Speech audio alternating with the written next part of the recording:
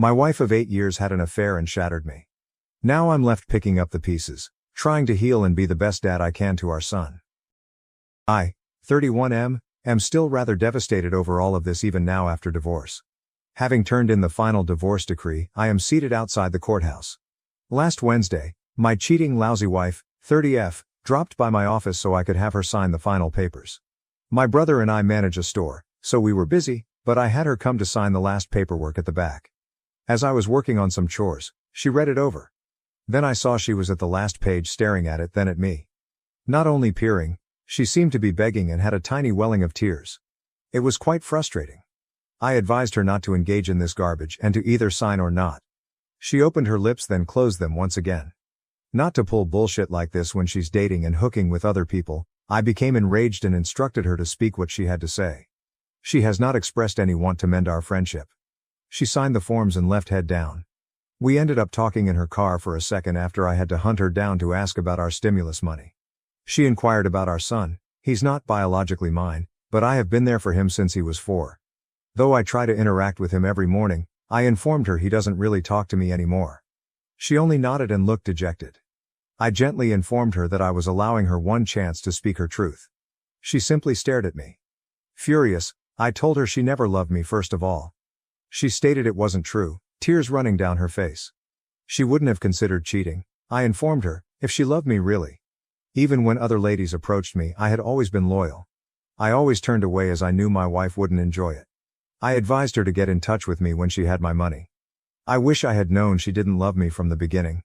It would have saved time, effort, and suffering. It is killing me. The hearing scheduled to finish it all is tomorrow. I'm recuperating, rediscovering delight in things I used to enjoy, and loving exercise more. Though I can't seem to find it in me to truly talk to them or try for a date, I'm looking better, getting attention from women, and that's wonderful. Still, my heart longs for her. My heart still loves her. I wish I could take it out and bury it permanently.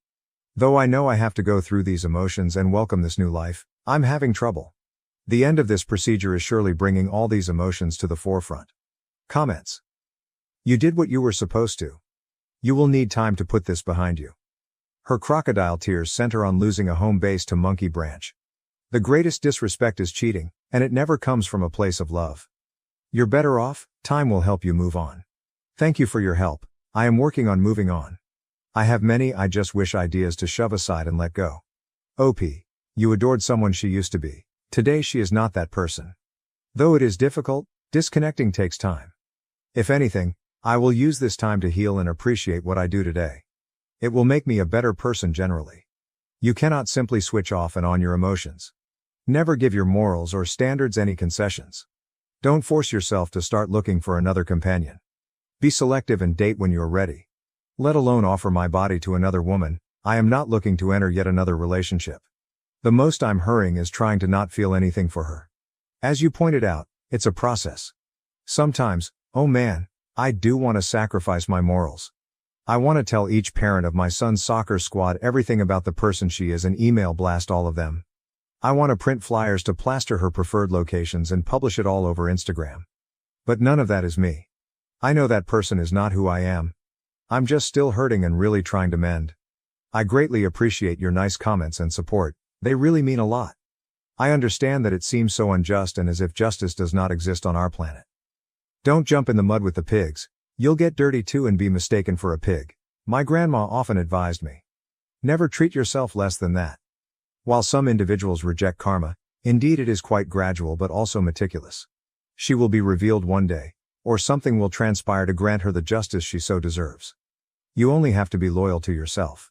Your children will also see it. They will know you as the one who did not devalue themselves. Just treat yourself politely. Update 1, yesterday was that. Here I am today, single and most certainly in shock. Other than having this massive pit in my gut, I'm not sure how I should feel. She understood the timing of the hearing, but I find a Zoom call to the court to be just so impersonal. Of course, I realize, safety comes first. Still, it doesn't particularly feel real. It really hasn't really sunk me. I mean, I can acquire a copy of the signed document and declare myself to be divorced. A couple of my buddies want to know whether I want to go celebrate. They want to be there for me, they are lovely about it. They are not being nasty or resentful. And that feels great. I simply have not known how to approach this. I should be feeling free, yet maybe I should be crying once more. Oddly enough, I simply want to hear my wife's voice. Unfortunately, I no longer have a wife. Some stranger that sounds like her and wears her face. Though it's only a resigned kind of sensation, I can sense tears gathering. Here I am, simply me. Furthermore, my dog. I have very few friends, but they are the finest. I have a great and fantastic family. Thus, support is discussed. I merely feel empty, exhausted and drained. What should my next action be is unknown. Tell my son that it has happened over the phone. Say F it all, and go to Italy to begin exploring sites. Go back to Vegas with my old buddies for a desert recharging trip. I truly want to be laying here in silence, staring at the ceiling. Naturally though, life has to go on and so should I. I appreciate all of your support and ideas, especially book recommendations. I'm eager to at least start since I'm picking those up today. I never imagined myself in this place. Notes: Italy's timing is horrible, but whenever it becomes sensible, that has my enthusiastic vote. Vegas is a temporary prospect with friend events instead of the still skeletal and dreary casino resort life. Mountains and the weather are just beautiful. I left McCarran yesterday straight out. My friend, I find myself in the same boat. This afternoon at 3 o'clock I am signing paperwork. She departed and deserted our family on our 22nd wedding anniversary almost 2 years ago. I say every word you are using exactly. Simply said, I feel hollow and worn out by the struggle. Hang in there, friend, better things are just waiting for us. One breath at a time, one stride in front of the other, we simply have to be patient and gentle to ourselves. Recall this, we deserve better. Damn, I sense your words suffering. Regards, apologies. Update 2. The last post I produced was seen above the last time I blogged. Right now it's really upsetting me as I'm still kind of disoriented inside. Like me, my ex-wife, crazy to type it out, was off to work. At the same junction, we both stopped. She was turning right to ride on the freeway I had just left off, while I was going to turn left under the overpass. Like metal butterflies ripping up my insides, my heart and stomach sprang with the same familiar, exhilarating and lately terrible sensations.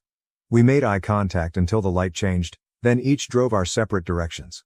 Both literally and metaphorically, I could not think of a more appropriate comparison for the state of affairs. Still feeling longing, grief, rage, disappointment, nausea, and a rainbow of other depression-inducing emotions, here I am typing out my pain. I wish I could be indifferent for the love of God. I wish I could rip out, root in all this deep-seated affection. Her and her stupidity justifies nothing. Though it's exactly what I want not to feel, is still in love with her. Her scent, her warmth, the sensation of her hair brushing against my face and mixing with my beard, the feel of her soft skin against my bare chest, the rhythm of her heart against my arms when I held her in the dark, these are the sweetest dreams I have of her. Recently they have been most vivid. She left such an effect on me when it was so darn simple for her to demolish everything we had created together.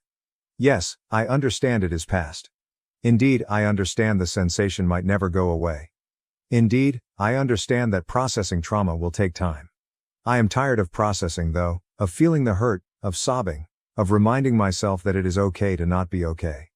I miss experiencing even-keeled. Every day seems like I'm standing on a platform precariously atop a damned barrel. Some days it's all good. I got this, balance can be kept. I've been doing it for 8 months, therefore I should be used to this. Other days though, I feel as though the agony of betrayal never lets me find even a tiny respite. I trip off the platform since right now equilibrium is useless. We can rather clearly tell the kind of day this one is. Usually, it becomes worse before it improves. I despise platitudes. Update 3, made the 3-week mark, the final post above. I watched our son's middle school soccer game yesterday and was so happy to see him. How much he has changed and how big he is. He's so darn tall, his voice is cracking, and it's weird not to have personally seen it. Feeling like I was being watched from the bleachers, I didn't see my ex-wife until practically half hour. I turned and our gazes met squarely. Her parents were seated with her. They lost the game, sadly, but the team rocked it still. I waited for the squad to pass over the bleachers as people filed off them. I nodded, using their first names, but her parents passed past if I hadn't uttered a word. I laughed and let the throng pass. Not over the phone or via text, it was great to hug my kid and chat with him personally when I waited for him at the team exit. The thrill of seeing each other once more permeated every moment. At last, my ex came up to tell our son loving words. Since I depend on her for those specifics, I asked her when the next game is scheduled. Our chat was clinical.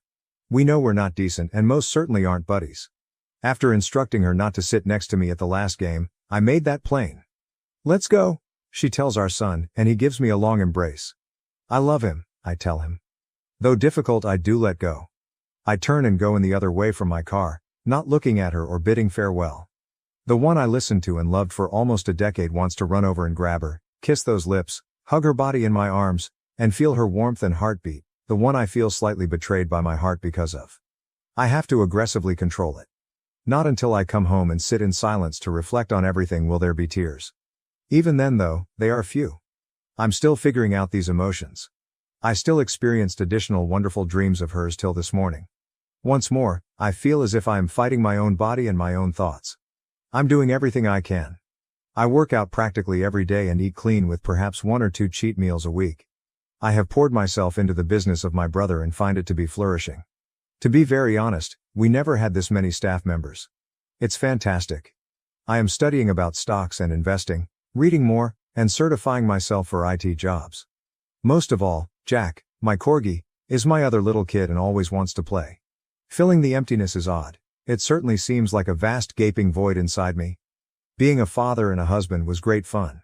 As Hurricane Harvey approached Texas, we nearly decided to have another kid. In our house we were safe, dry, and not at all impacted. Though by November we knew she was pregnant, there were plenty of fun, crazy, and somewhat exotic events. Money, space, and our present circumstances finally led us both to agree that we should stop the pregnancy and not have another kid. I wonder if things would be different, whether we would be at this place now, and if she would have **** at another person. This has started me thinking back. Yes, I know the what if game is never a nice place to be, never a good thing to linger on, but lately it's just been emerging more and more in my mind, let alone the dreams, like I had last night of my beautiful wife and what could have been our little girl or our second little boy. It makes me miss my son even more, and it irritates me that she would not let me adopt him. She said that I could only after all this garbage had transpired. I apologize for the protracted post. I simply find myself repeating and ranting last night in my head. It hasn't even been a year since she broke off our relationship. I know it's still early and quite fresh following the divorce. I suppose all I can say is that today I'm not feeling it. It's almost 10 a.m. I haven't gotten out of bed. That she still affects me and how I feel every time I see her bothers me. Update 4. Hey everyone. At last I have developed an apathetic attitude. Other than that I'm feeling happier more consistently, I'm not really sure what to say. Right now I'm working out on a schedule. Cooking more, and experimenting. I have been picking up writing once more and presently work on a short story. To see the Phoenix Suns defeat the Nuggets I flew to Denver. I'm about to head to Oregon to visit a cousin, do some hiking, and try tubing in a new place. Though, my bond with my son is different. I got in touch, he seems really busy. Though man, this is what it feels like to have a full-on teenage son. I'm doing my best to be understanding. Lunch and meals here and there, I suppose I will grab what I can. Simply said, I miss being with him consistently. I now go on dates with someone. She manages her own companies, is just fantastic, independent, intelligent, strong, mature, runs slow here. She is aware of my circumstances and both of us are cautious not to leap in too quickly. Still, it's amazing. Our interests are somewhat similar, we have easy communication and our goals are rather apparent. Even now, when we are simply lounging about, it is just calm. I am attempting to keep myself from developing any negative habits or tendencies. Simply said, it is fantastic to feel good once more.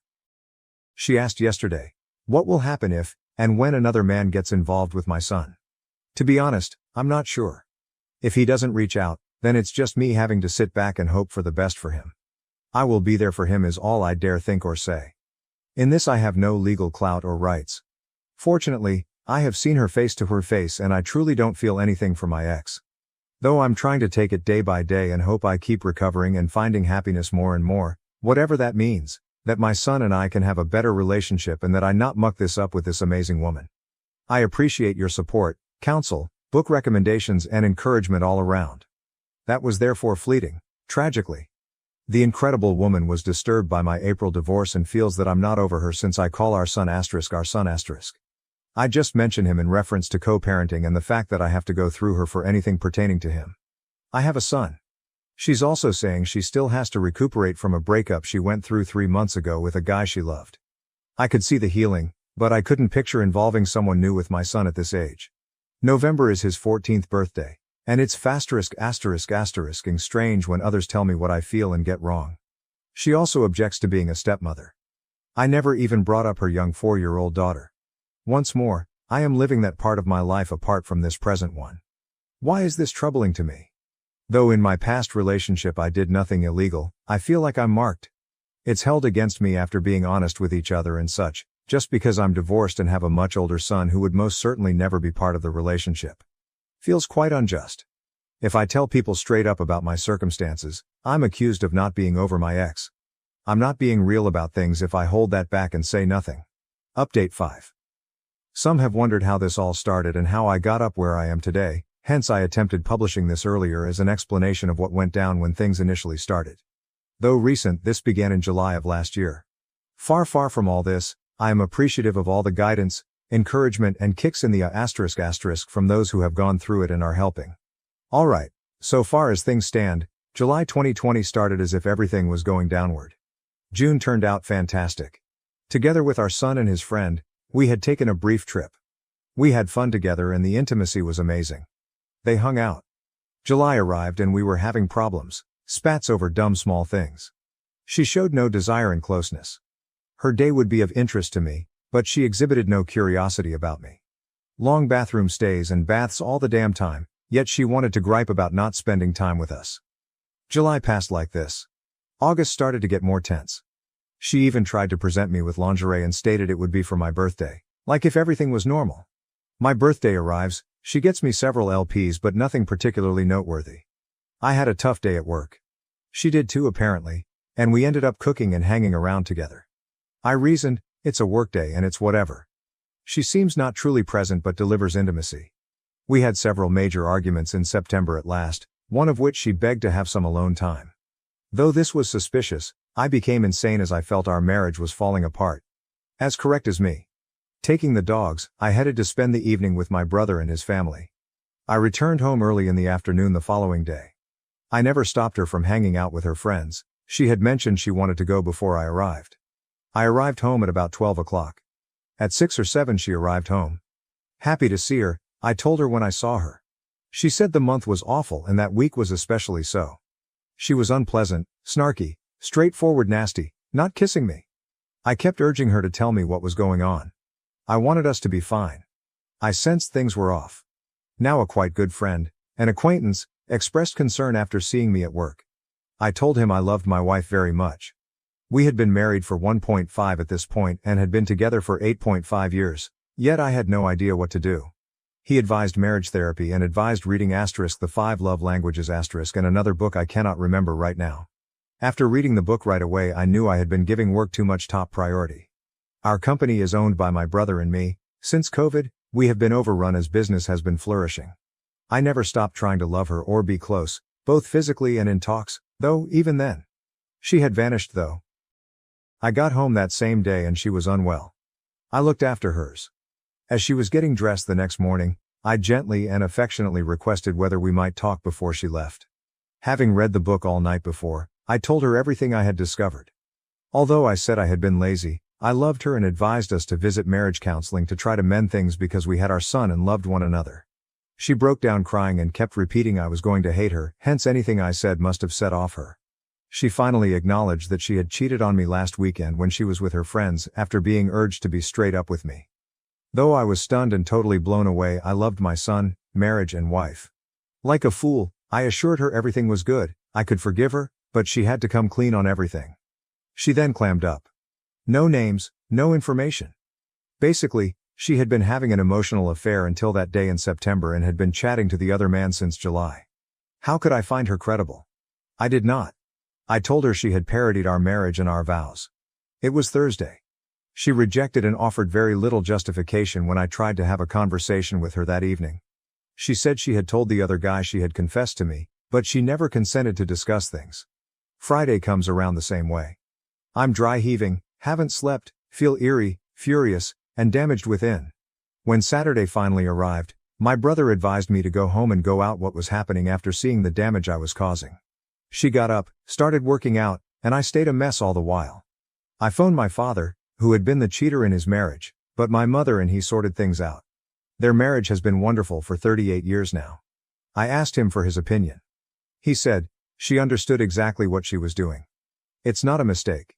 She has to decide. If she doesn't, that tells you all you need to know. Though a wreck, I got myself together. I made sure our son was looked after and tidied the house. I then descended to our apartment gym and instructed her to come see me after she finished.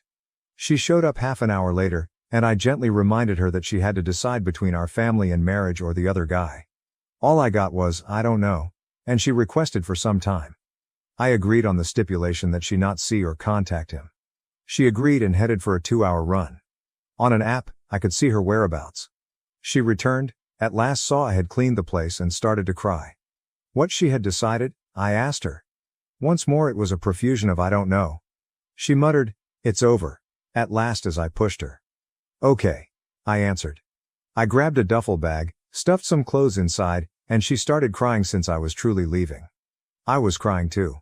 My son is distracted with computer games, so he's good when I kiss him and tell him I'm going to spend a short time at his uncle's. I bail. I tell her I'll be back in the morning for my stuff. When I arrive at about 6 a.m. the next morning, I take trash bags right away and head straight into our bedroom, bathroom and closet to begin packing everything I own into them. Tears flowing, she sits up in bed staring at me. She probes me about what I'm doing and I tell her she made her choice. She begins to wail. Though it breaks my heart, my wife is also wanted once more. Like a fool, I lie in bed with her, embrace her and kiss her for half an hour. She has to come clean. I assure her it doesn't have to be this way. Silence. Furious, I yelled at her that all of this was useless. I pack and inform her my father and brother are at a cafe 5 minutes away, waiting for my call to assist with the heavy stuff. It is 11 a.m. by now, and I have bagged everything. She wants us to tell our son what? We go wake him and give him a farce of an explanation for poor communication. She says she would rather not see my family. She is embarrassed, hence I do not blame her. She brings our son shopping, and I can tell he's a little disoriented and bewildered. My dad and brother answer when I call. We took my 3 TVs and all the gadgets I had acquired to make our house smart.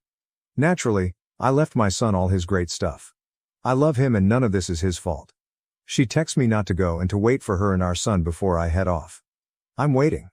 She finds the place looking as though it had been looted. She advises me not to go and notes that our son, enraged, knocked over a display and expressed desire we could still be a family. I give her a look that says nothing nice, and then I tell her naturally he does. I want to, but what the devil is she looking for? Once more with the I have no idea. I say remaining is pointless for me. She should notify her parents as, should they discover it from our kid, they would be enraged. The first week of October arrives next week. I attempt to keep our son on a routine. Some mornings I have to be at work early, so I show up for him, drive him to school, and make breakfast. On other mornings I take him to see his grandparents.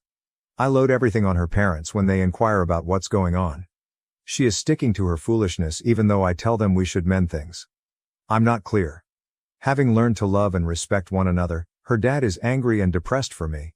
She is texting me about how she hates herself and finds it hard to believe she accomplished all this. She is still chatting to the other man all through. She even inquires as to if we may get back together. I tell her she knows what she has to do if she wants me back. During the week, I pick up my son after practice and head home. I love him, thus I consent when he wants to show me something. We spent 1 hour in his room. She's a wreck when I walk out to the living room. She approaches me closely and wants me to sit down with her, encircling me with arms. I almost give in, but I get up and tell her I'm not doing this if she's still chatting to or involved with this man. She claims she cut it off, hence I sit down and hug her. We even gently kiss and I touch her. The phone then rings, a new ringtone, and I know she is panicking inside. From her end he has been phoning all day. I ask her to show me she stopped it and stare her in the eyes. She starts to cry and objects. She understands what she has to do if she wants me, I remind her once more. I'm still returning throughout the week to pick up my son from school and even cooking meals to store in the refrigerator. She is not doing laundry. I have to push myself not to do it for her. But I find my son smells from not washing and his blankets are dirty. Her neglect of him calls for me to chastise her. Her friends wanted to take her to the Renaissance Fair that weekend, and I find it amazing how she is acting as if everything is good. She asks whether I might spend a few hours watching our son. I want time with him, therefore I say yes, but even I know I'm not really ready for that. I agree otherwise as well. 4 additional lads walk out and get in my car when I show up after work to fetch him up from his friend's house, probably a sleepover. Not at him, but at her, I am enraged. She understands from my call that I would be leaving should she not return. She is behaving all piffy about it and it takes 3 hours to return. She has the arrogance to argue that spending her birthday with pals shouldn't cause her guilt. She took advantage, and this is never going to happen again. She should feel horrible given all that is going on. Weeping, she asks, "What, am I only supposed to be a mother?" I don't say anything about that either, but god damn it, yes, you picked this before I even entered the scene. We chat a little longer, and she even invites me to stay, to sleep in the same bed and be close. I turn it down and head off. My son strikes me as depressed. Even though it's taxing both financially and emotionally, I keep seeing him since now I'm just 45 minutes away. Her parents just know what I have told them since she is avoiding them too. This is October 25th, the birthday of my ex. Things have been strange.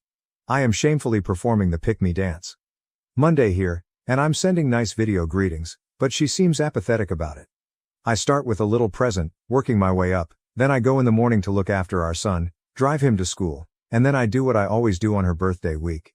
I cleaned off a picture of the 3 of us at a pumpkin patch when we first got acquainted. It's a lovely image. I developed this itching inside me just before leaving.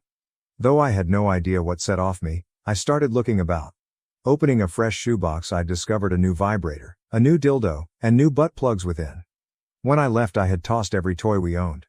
She preserved the container as well, and the postmarks date the day I left. Even a gift note including the man's name. Then I found a note tucked within the shoebox. It came from a woman, but her last name matched that of the AP's other gift note. Opening it, I came upon a picture of a family. 2 small boys, a baby, a dog, a guy and a lady. Along with it was a letter informing my ex that she might retain AP but had wrecked her marriage. The woman clarified that she had learned about him from the toys he had sent. I snapped pictures and went right to her parents to show what I had discovered. Get a lawyer, get all my ducks in a row, and then file, her dad advised me, same counsel many of you had given me. That same day I did that. When it arrived a few days later, I handed her the paperwork. We sat on it for months. We attended soccer matches, had a few private evenings, but I wouldn't dare sleep with her even though the chance presented itself. At one soccer game, she eventually observed that I wasn't really at my best. I prodded till she said she was seeing someone. That following week, I turned in every file. We seem caught up right now. Update 6. I returned to the same vacation location I visited last summer in order to snowboard. Just me out here, this was my first true adventure. All wholly mine. I never made the trip to serve as a kind of diversion or anything else. I visited the slopes 10 years ago and performed rather well. I can't describe how emotionally satisfying it is to be without the drag of my ex-wife, who hated everything outdoors, let alone snow or cold. Snowboarding has always made me happy. I was thumbing my ring finger trying to spin the long-gone ring as I strolled throughout the city. Though we had been separated almost 2 years ago, seeing couples engage in Valentine's Day activities somewhat weighs on my heart. It's strange. I suppose I miss having the ring there, especially what the ring ought to have symbolized. Ultimately, though with my ex, it was only a lump of metal and a false promise. I guess I'm simply reflecting, but I can't describe how quite dreamy this has been. After hurting so terribly, the happiness, enthusiasm, laughing and foolishness that have permeated my life seem amazing. Hell, I'm sore and in pain beyond what I can recall from the last time I went snowboarding, but this ache is one I have totally missed.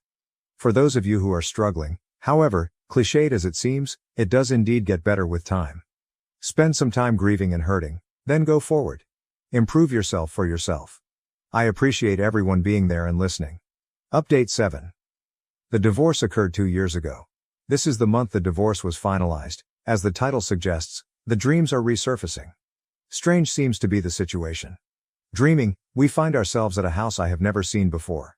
She begs me to accompany her upstairs. We both are nude. We arrive upstairs to what looks to be our room, and she looks me up and down, giving me that smile I remember and liked, then says, "Hi." I have nowhere to start. She walks up, puts her hands in mine, and all I can say back is, "Hi." She presses her body into mine and I encircle her in my arms. Her beautiful skin and warmth really speak to me. She smells her shampoo even now. Actually, I'm pleased my dog woke me up seconds later. This is my second dream for this month. Not since last November, not seen my ex in months. Emotion such things is strange. More of a what the heck kind of emotion. One reason all of this is happening could be my recent house building on my own. I guess I'm just sort of airing out my mind. Today feels odd. My warmest wishes go out to those of you hurting. Update 8. I met with my son yesterday in great anticipation. Since his last birthday, I had not heard anything significant from him. It has been killing me. Again though, I understand how teenagers behave and I'm sure he has a lot on his plate with his middle school to high school change. His mother's obnoxious boyfriend is also a factor. To be honest, when he at last picked up the phone, I got rather happy. Our chat was nice. It took a moment of me telling him what I'd been up to, building a house, our corgi getting older, and as always, our love of video games, to pull him out of his shell. High ranking in Rocket League, he has been invited to a competition including pros scheduled for Twitch broadcast. I really am thrilled for him. We should keep chatting. He promises to email me the link. From his now totally different voice, I take it as a little triumph that he still thinks of me as dad. I am flattered and happy. My heart started feeling it once more a few hours after our afterglow conversation. It was more of a dull ache, just aching deep down within me. It hurt and bothered me enough to cause me to hardly sleep last night. Seeing my attitude, my father asked what was bothering me. I first found it difficult to actually put it into words, but the second time he asked, it came naturally. The weight and suffering still exist even if I'm completely happy when I have my son and can still be a part of his life in any manner he chooses. It's enough to keep my head spinning over why. At this point, I realize the cause has no bearing on anything or would provide comfort. Everything is done and accomplished, however even 2 years down the road it is still fresh and painful. My pride in being my son's dad and my emotions of love and admiration for him are so entwined with the love I had for my ex, which now simply acts as a painful reminder every time I see him. Though I can't say I know what you're feeling, coming from this side of your situation, you may need to ask yourself if the pain and suffering are worth it for your mental health and general well-being. My father, a cheater in his own time but someone who makes amends and keeps on doing so, told me. Though you love him with all your being and the time you spend brings enormous delight, it follows days of rehabilitation for you. I am not advising you to give up on him as, if it were me trying to be there for you, I would never stop. Perhaps you should nonetheless, let go of everything. You gave all you have. I haven't seen you this joyful in a long time. Still, I can see the toll it takes on you. Your emotions divided between your love for your son and the anguish you obviously still have from how you were deceived. I understand he's acting as a father, seeing obvious suffering on my face while his son battles. He would never want it lastingly. Given the lengths of his military training, which trained him to detach himself and view events from several angles, I take it as his attempt to provide wise guidance. He does not intend to just vanish from my son's life, I'm sure. Maybe he only wants me to keep outside of it all. Perhaps he only wants to spare me the suffering still afflicting my heart. Just letting my ideas float about. My best wishes extend to everyone suffering right now. Particularly to those in healing, remain strong and keep cheerful.